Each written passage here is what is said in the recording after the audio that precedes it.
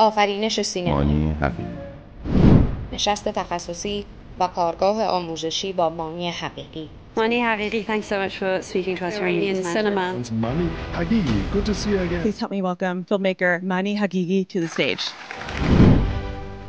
I can tell a story that is obviously impossible to be true and present it in such a way that seems to be absolutely true.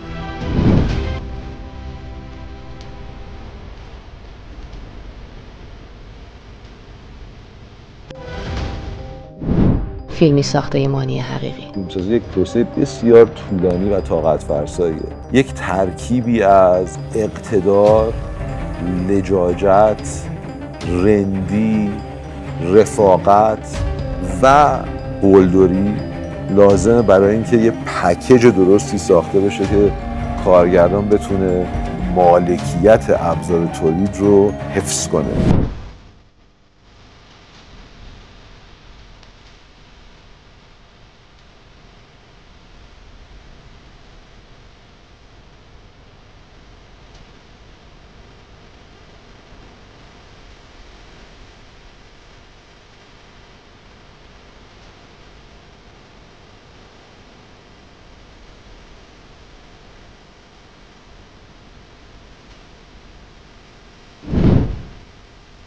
چهارم می 2025 تورنتو آرتا گالری.